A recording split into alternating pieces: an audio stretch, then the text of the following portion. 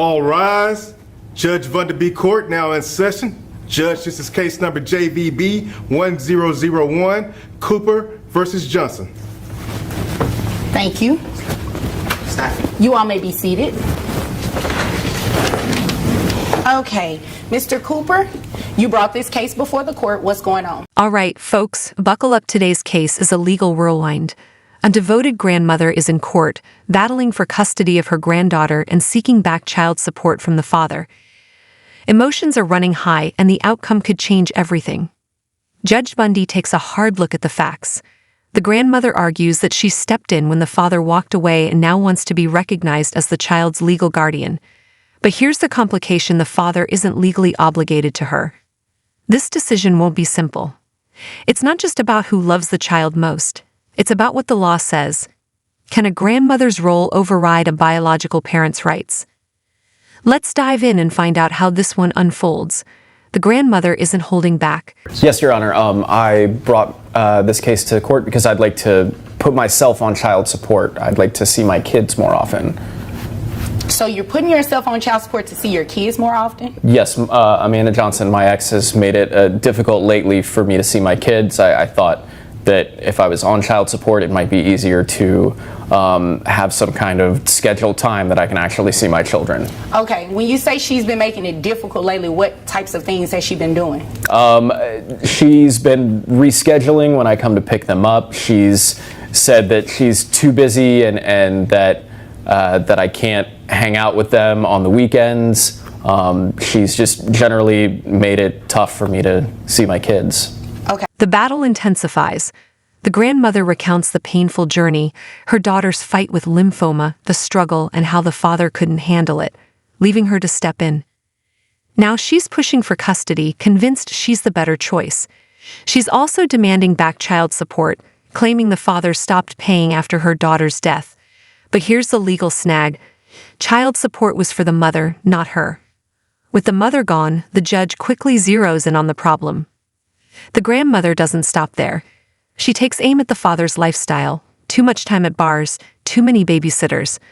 But without solid proof, it's all speculation. The judge is ready to challenge every claim. This case is anything but simple. And now it's the father's turn to speak. Why have you made it tough for him to see his kids? Your Honor, my ex-boyfriend has a new girlfriend, and I do not like her. I do not like her being around my children. I think she's a terrible influence on my kids. And I know that if I give them more time with him, it's going to be with him and her. And I do not approve of that whatsoever. Okay, so you're mad because he doesn't want to be with you and moved on? That's what you're saying? No, I'm mad because he has only been dating this woman for 3 months. Now suddenly they're engaged. I think she's a terrible person, and I don't want my children to be around her. This is about the well-being of my children. This is about the well-being of your children, but you don't like her? Do you even know her? I have met her one time. It's a yes or a no. Have you even met her before? Technically, yes, I have met her before. Okay, so you met her one time. I know people who are friends with her. I've seen her. You know, on I'm not social going to do media. this tap dancing back and forth with you. You're going to answer my question when it's very direct. So you've met her one time. Yes, ma'am. And based on that one time of meeting her, you believe she's a bad influence on your children? Yes, I do. Yeah, no, we're not doing that. The father steps up to set the record straight. He clarifies the timeline. The marriage ended before his ex-wife's diagnosis. He didn't abandon her. They had already separated. This weakens the emotional weight of the grandmother's argument about child support. He firmly states that he fulfilled his financial obligations while his ex-wife was alive, but legally those payments ended with her passing. He's not shirking responsibility. The law simply doesn't require him to pay anymore. The judge seems to be on the same page. Then there's the lifestyle accusation. The grandmother insists he spends too much time at bars, but how does she know if she wasn't there? In court, speculation doesn't hold up, only evidence does. The father's defense is solid, and the judge is paying close attention. He should not have to come to court to place himself on child support in order to see his kids, especially when it's for a reason that has nothing to do with them. He's in a new relationship. Obviously, you're mad, and you're just mad because he is in that new relationship, not with you. And because you're mad, you're trying to hold it against him with his kids. Oh no, that has nothing to do That's with not how it. it works. Well, that's exactly what it sounds like. I mean, that's what it sounds like, right? That's what it I sounds don't like, want Your him Honor. back. Yep. I don't want to be with him at all. No, you don't want him back. You just don't want him to be with anyone else. Thank you, Your Honor. That's what it is. I mean, that's what it sounds like. And you can roll your eyes and everything. You know, that doesn't bother me one bit because I can do it too. So, we're going to go ahead and start child support today. You are going to allow him to see the children. It's not a what if, I don't like her, she's a bad influence. It has nothing to do with that. You're going to allow him to see his children. Do you understand that? Yes, ma'am. Okay, thanks. And you understand that you're going to be paying child support, right? Yes, Your Honor. Okay. Now, how much money do you make a year? $48,000. $48,000. And how old are the children? 12 and 14. 12 and 14.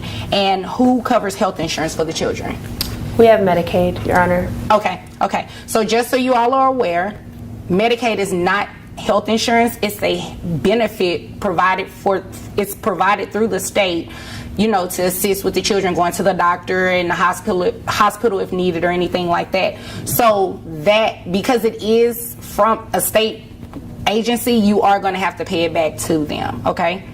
Okay. And it's going to be included in your monthly obligation for child support. You understand? Okay. Okay.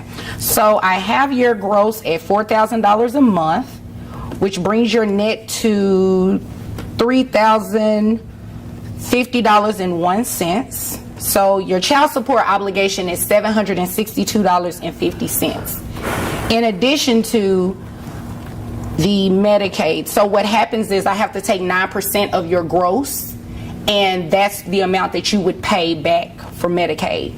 That's what the law says has to be. The judge delivers the final word. Since there's no legal recipient for child support after the mother's passing, that argument is dismissed. Now on to custody.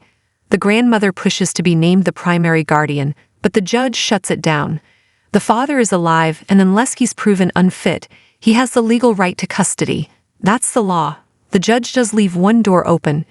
If solid evidence of neglect emerges, the situation could change. But for now, the grandmother's claims lack proof. The ruling stands and the case is closed. And that's how the law works.